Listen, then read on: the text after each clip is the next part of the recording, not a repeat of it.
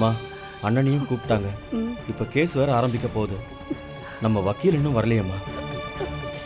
தெரியலையே.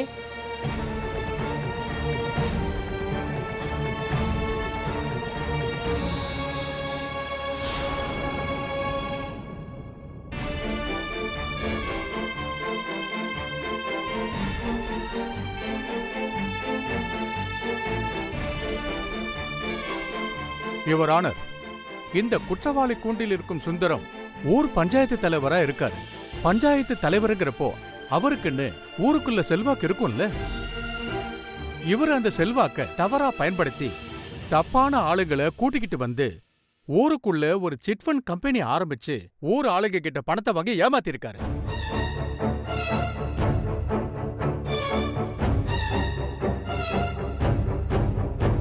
அதனால ஊர் மக்கள் எல்லாரும் சிட்ஃபண்ட்ல பணத்தை போட்டதும் சிட்ஃபண்ட் ஆளுங்களை ஊரை விட்டு ஓட சொல்லி அந்த பழிய சிட்ஃபண்ட் ஆளுங்க மேல போட பார்த்திருக்காரு. ஆனா இந்த விஷயம் போலீஸ்க்கு தெரிஞ்சதுனால போலீஸ் சிட்ஃபண்ட் ஆளுங்க ஊரை விட்டு ஓட பார்க்கும்போது அவங்கள சுத்தி வளைச்சிட்டாங்க. ஐயோ இல்ல,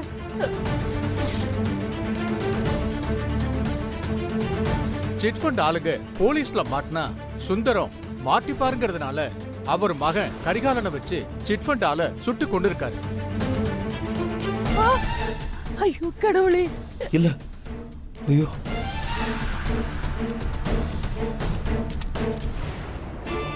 ஐயோ,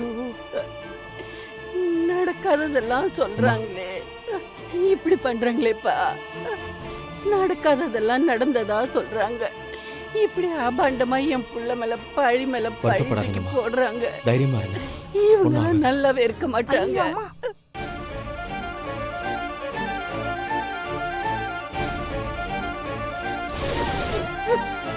நான் தப்பு பண்ணிட்டேன். நான் பெரிய தப்பு பண்ணிட்டேன். நந்தினி, என்ன நந்தினி இது? நந்தினி அழாத நந்தினி, நீ எந்த தப்பும் பண்ணலமா?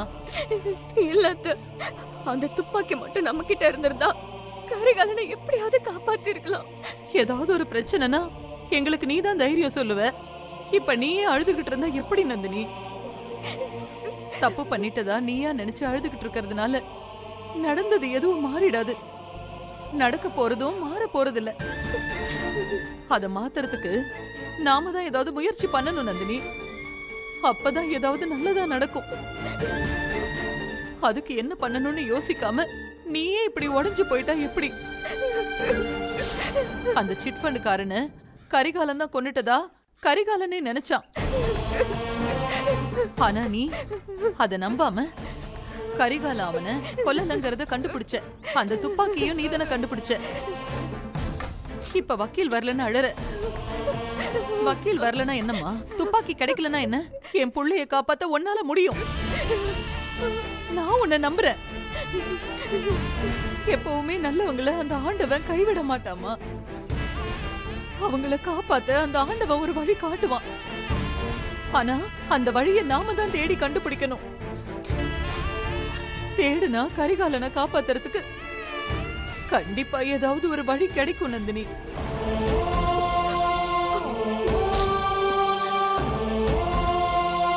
யோசி நந்தினி, நல்லா யோசி.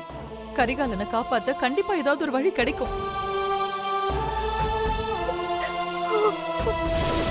கரிகாலனை கூப்பிடுங்க. கரிகாலன், கரிகாலன், கரிகாலன்.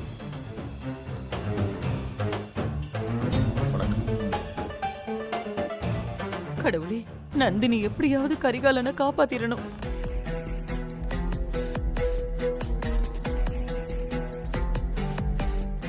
வணக்கம்.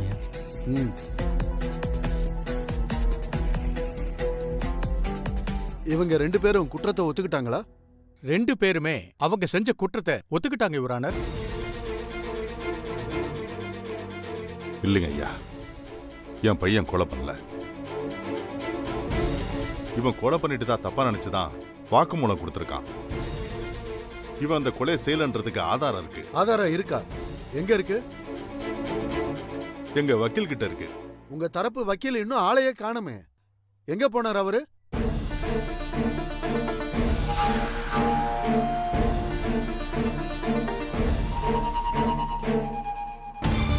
ஐயா ஒரு நிமிஷம் ஐயா. குணசேகரா, எங்கப்பா வக்கீல? எங்கப்பா? ஐயா கோர்ட்டுக்கு தான் வந்துட்டு இருக்கேன்னு சொன்னாரு. என்ன ஆச்சுன்னு தெரியல. அவரை இன்னும் ஆளையே காணோம்.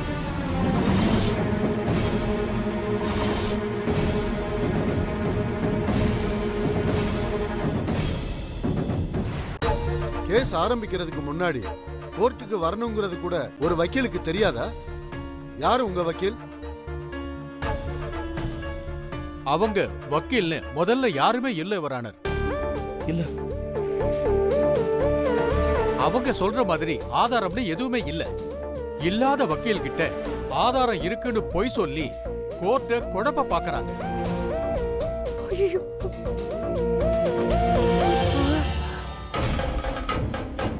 இல்லைங்கய்யா, ஆதாரம் இருக்கு. என் பொண்டாட்டி நந்தினி கொலைகாரனை சுட்ட துப்பாக்கிய கொலை நடந்த இடத்துல இருந்து எடுத்துட்டு வந்திருக்கான். அதுல கொலை செஞ்சவனோட கைரேகை இருக்கு. அந்த ஆதாரம் போதும் இல்லைங்கய்யா. ஆதாரம் இருக்குன்னா அதை கோர்ட்ல ஆஜர்படுத்தணும்ல. சரி, உங்க ஒய்ஃப் எங்க? ஆ, அது ஐயா வக்கீல இன்னும் காணோங்கிறதுனால வக்கீல தேடி நந்தினி போயிருக்கா. யுவரானர், ஆதாரமும் இல்ல, வக்கீலும் இல்ல, ஆதாரத்தை எடுக்க போன ஆளும் இல்ல. ஆனா அதெல்லாம் இருக்கிறதா சொல்லி கோர்ட்டோட டைத்தை வேஸ்ட் பண்ணிக்கிட்டு இருக்காங்க.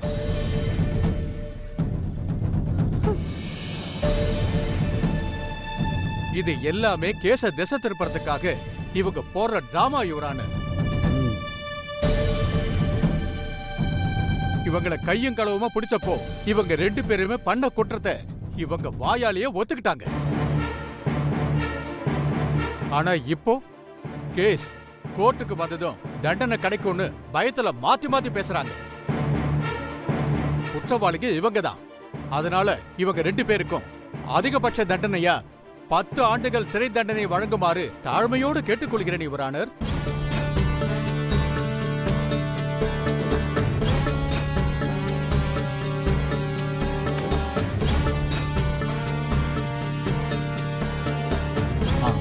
இல்லைங்கய்யா, நாங்க எந்த தப்பும் பண்ணல. எங்க வக்கீல் வந்து அதை நிரூபிச்சிருவாரு. எப்ப வருவாரு உங்க வக்கீல்? என் பொண்டாட்டி அவரை கூட்டிட்டு வர போயிருக்கா. கோர்ட்ல கேஸ் ஆரம்பிச்சு போயிட்டு இருக்கு. இப்போ வராதவங்க எப்ப வருவாங்க? நான் தான் உங்களுக்கு வக்கீல்ல ஒருத்தர் இல்லவே இல்லைன்னு சொல்றேன்ல. இல்லாத வக்கீல் வருவாருன்னு சொல்லி எவ்வளவு நேரம் தான் காத்துக்கிட்டு இருக்கிறது? யுவரானர், இவங்க வேணும்னே கோர்ட்டு டயத்தை வீணடிக்கிறாங்க. நாம எவ்வளவு நேரம் காத்திருந்தாலும் இவங்க சொல்ற வக்கீல் வரப்போறதில்ல. அப்பாவும் புள்ளையும் சேர்ந்து சிட்ஃபண்ட் மூலமா ஊர் மக்கள் பணத்தை ஏமாத்தி இவங்க அந்த கேஸ்ல மாட்டிக்க கூடாதுங்கிறதுக்காக அந்த சிட்ஃபண்டால கொலை செஞ்சது ஆதாரபூர்வமா நிரூபிக்கப்பட்டிருக்கு.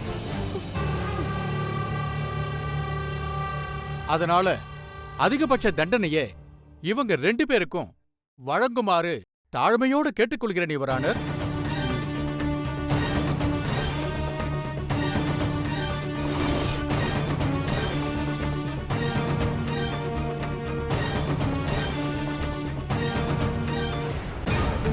சுந்தரம் கரிகாலன் மீது சாட்டப்பட்டுள்ள குற்றச்சாட்டுகள் ஆதாரத்துடன் நிரூபிக்கப்பட்டதாலும் அதற்கு எதிரான சாட்சிகளோ ஆதாரங்களோ இல்லாததாலும் இவர்கள் இருவருக்கும் 10 வருட கடுங்காவல் தண்டனை. ஒரு நிமிஷம்.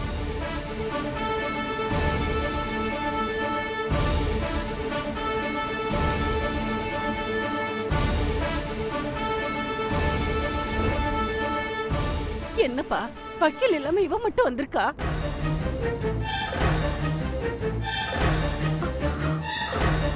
வணக்கங்கய்யா. அவ வரத பார்த்தா ஏதோ திட்டத்தோட வர மாதிரி இருக்கே. என்ன செய்ய போறா அவ? யாருமா நீ?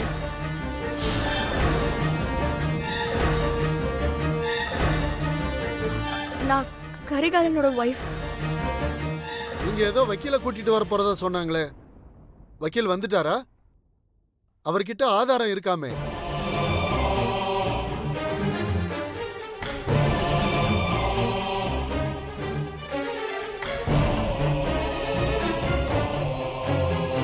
அவரு வரல, ஆதாரமும் இல்ல.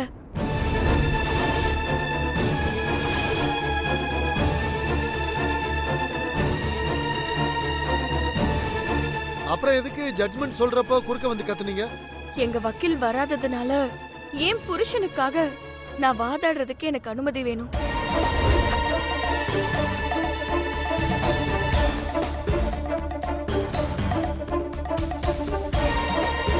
நான் நினைச்ச மாதிரியே ஏதோ திட்டத்தோட தான் வந்திருக்கா.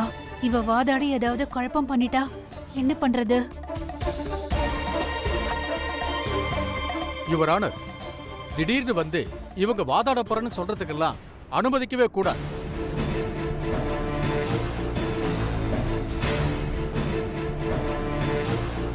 ஏன் நான் வாதாடக்கூடாது? சுயமா வாதாட சட்டத்துல இடம் இருக்கு. அதுக்கு நீங்க முன்னாடியே அனுமதி வாங்கியிருக்கணும். கடைசி நேரத்துல வந்து வாதாடுறேன்னு சொல்றதையெல்லாம் ஏத்துக்க முடியாது.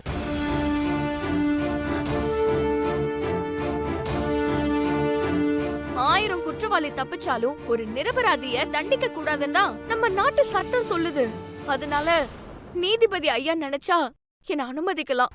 உங்க புருஷன் மேல உள்ள குற்றச்சாட்டு தவறானதுன்னு உங்களால நிரூபிக்க முடியும்னா அவருக்காக நீங்க வாதாடலாம். அது எப்படி அனுமதிக்க முடியும்? குற்றம் சாட்டப்பட்டவர் அவர் குற்றம் செய்யவில்லை என்று நிரூபிக்க கடைசி வரைக்கும் வாய்ப்பளிக்க வேண்டியது நீதிமன்றத்தோட கடமை. அதனால அவங்க அவர் கணவருக்காக வாதாடலாம்.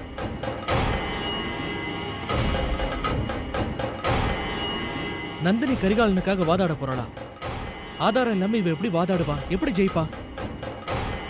உண்மையும் நியாயமும் நம்ம பக்கம் தான் இருக்கு. அதனால கண்டிப்பா ஜெயிப்பா. நீ என் மேல வச்சிருந்த நம்பிக்கைய நான் காப்பாத்துவேன் கரிகாலா. நீ நிரபராதின்னு நான் நிச்சயமா நிரூபிப்பேன். அது எனக்கு தெரியும் நந்தினி. நீங்க ப்ரொசீட் பண்ணுங்க. யுவர் ஆனர், இவங்க மேல குற்றம் சாட்டப்பட்டு இருக்கிறது எல்லாமே திட்டமிட்ட சதி.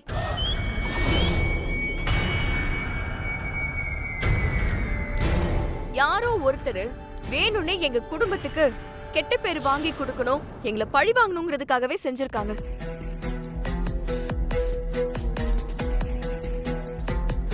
எங்க மாமா சுந்தரம் எங்க ஊரு பிரசிடென்ட். ஊர்ல இருக்கிற பாதி சொத்தும் அவரோடதுதான்.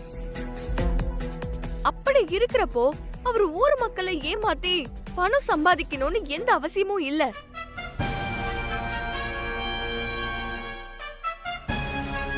Objection your honour. இப்பெல்லாம் இல்லாதவங்களை விட இருக்கிறவங்க தான் இன்னும் வேணும் வேணும்னு நிறைய ஆசைப்படுறாங்க. எங்க மாமா அப்படி ஆசைப்படுறவர் இல்ல. அப்புறம் எதுக்கு போலீஸ் கிட்ட நான் தான் எல்லாத்தையும் செஞ்சேன்னு ஒத்துக்கிட்டாரு?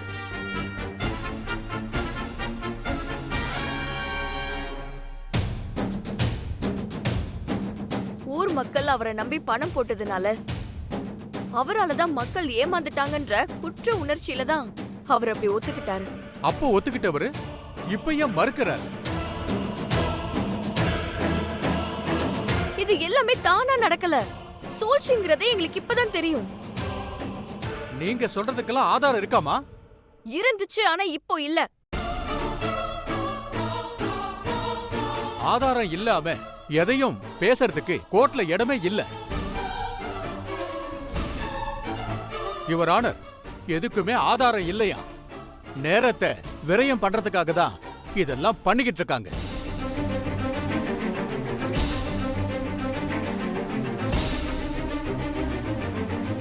இல்ல யுவர் ஆனர், இவங்க ரெண்டு பேருமே ரொம்ப நல்லவங்க. இதுக்கு முன்னாடியே இவங்க எந்த தப்பும் செஞ்சது இல்ல. ஒரு எறும்புக்கு கூட துரோகம் நினைக்காதவங்க.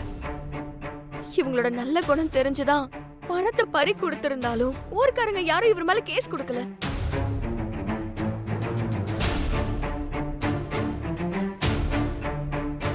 ஏன்னா ஊர் ஜனங்க எல்லாரும் இவர் மேல அவ்வளவு நம்பிக்கை வச்சிருக்காங்க. இதுல இருந்தே தெரியலையா இவங்க எதுவும் தப்பு பண்ணிருக்க மாட்டாங்கன்னு? உங்க மாமா சுந்தரம் தான் ஊர் பிரசிடென்ட் ஆச்சே. அதனால ஊர் ஆளுங்களை மிரட்டி கம்ப்ளைண்ட் கொடுக்க கூடாதுன்னு சொல்லிருப்பாரு. அவருக்கு பயந்துகிட்டு யாரும் கம்ப்ளைண்ட் கொடுக்காம இருந்திருப்பாங்க. யுவர் ஆனர், எந்த ஆதாரமும் இல்லாம தேவையில்லாம எதையோ பேசி வழக்க திசை திருப்ப பாக்குறாங்க. இவங்க 2 பேரும் தான் மக்களோட பணத்தை ஏமாத்தி அந்த சிட் ஃபண்ட் ஆளையும் கொண்டு இருக்காங்க. அதுக்கான ஆதாரங்கள் இருக்கிறதுனால அவங்களுக்கான தீர்ப்பை நீங்க வழங்கலாம் யுவர் ஆனர்.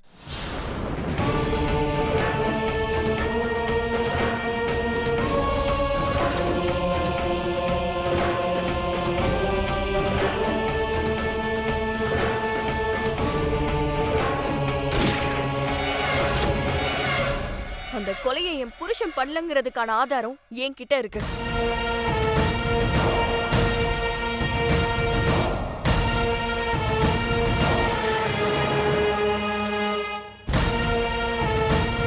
முதல்ல கேட்டதுக்கு ஆதாரம் இல்லைன்னு சொன்னீங்க, இப்போ ஆதாரம் இருக்குன்னு சொல்றீங்க. என்ன குழப்பம் பண்ணிக்கிட்டு இருக்கீங்க?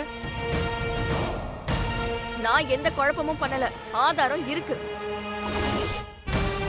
இருக்குன்னா அதை காட்டுங்க. ஆனா அது என்கிட்ட இல்ல. என்ன, அது உங்க வக்கீல் கிட்ட இருக்குன்னு சொல்ல போறீங்களா? உங்க வக்கீல்னு ஒருத்தர் இல்லவே இல்லைன்னு நான் தான் சொல்றேனே.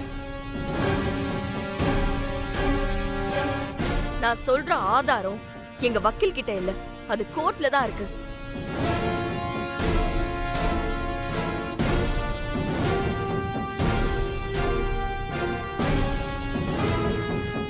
திரும்ப திரும்ப குழப்பம் பண்ணணும்னு இப்படி பேசிக்கிட்டு இருக்கீங்களா? இல்ல. அப்போ கோர்ட்ல என்ன ஆதாரம் இருக்கு? சிட்ஃபண்ட் காரனை கரிகாலன் சுட்டதா சொன்ன துப்பாக்கி கோர்ட்ல தான் இருக்கு. ஆமா. அந்த ஆதாரம் எங்க இருக்கு? இங்க இருக்கு யுவர் ஆனர்.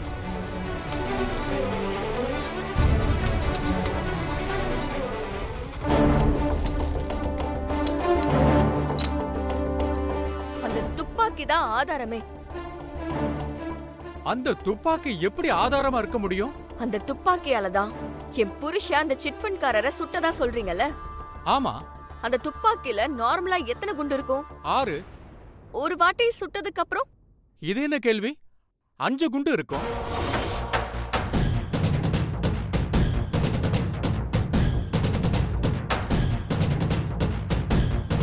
யுவர் ஆனர், அந்த துப்பாக்கியில பாருங்க, 6 குண்டும் அப்படியே இருக்கும்.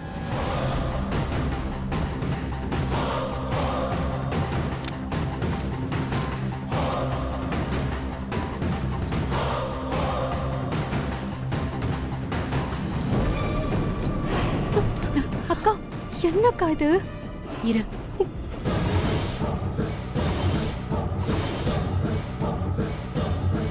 ஆமா, 6 குண்டும் அப்படியே தான் இருக்கு.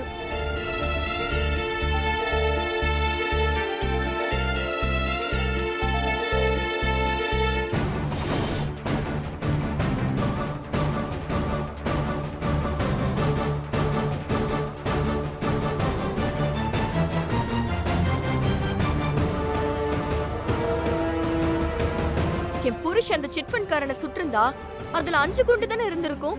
ஆனா அதுல 6 குண்டு அப்படியே இருக்கே. என் புருஷன் கையில இருந்த துப்பாக்கில இருந்து குண்டு பாஞ்சு அந்த சிட்ஃபண்ட் காரன் சாகலன்னு தானே அர்த்தம்.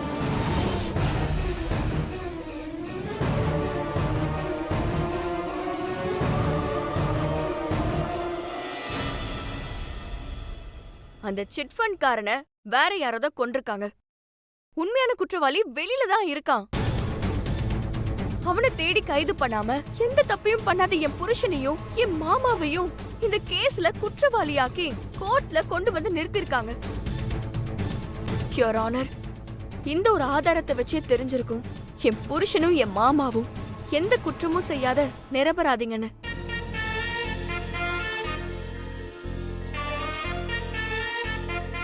அவங்க 2 பேரையும் இந்த கேஸ்ல இருந்து விடுவிச்சு உண்மையான குற்றவாளிகளை கண்டுபிடிக்க சொல்லி உத்தரவு தருமாறு தாழ்மையுடன் கேட்டுக்கிறேன்.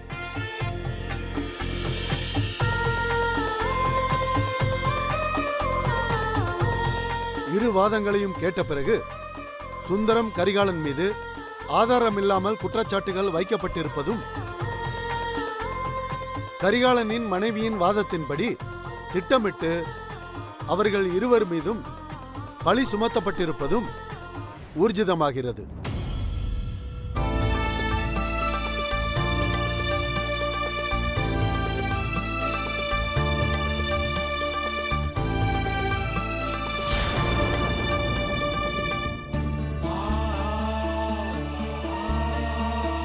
ஆகவே இவர்கள் இருவரையும் இந்த வழக்கிலிருந்து விடுவித்து உண்மையான குற்றவாளிகளை கண்டுபிடித்து அவர்களை விசாரிக்குமாறு காவல்துறைக்கு இந்த நீதிமன்றம் உத்தரவிடுகிறது.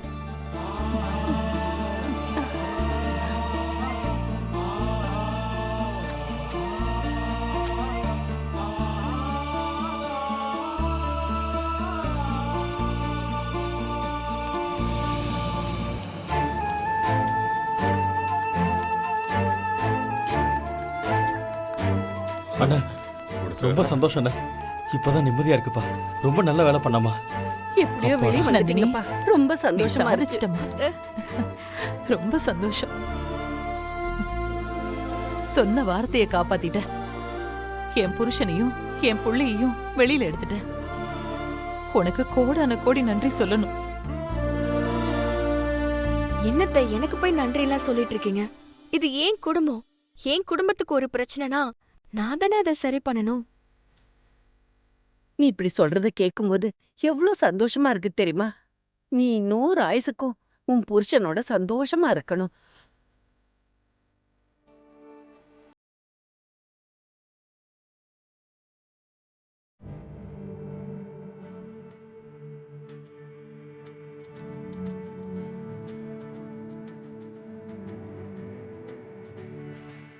சரி சரி, வாங்க வீட்டுக்கு போலாம். வீட்டுக்கு போனதும் குடும்பத்துக்கே சுத்தி போடணும். வாங்க.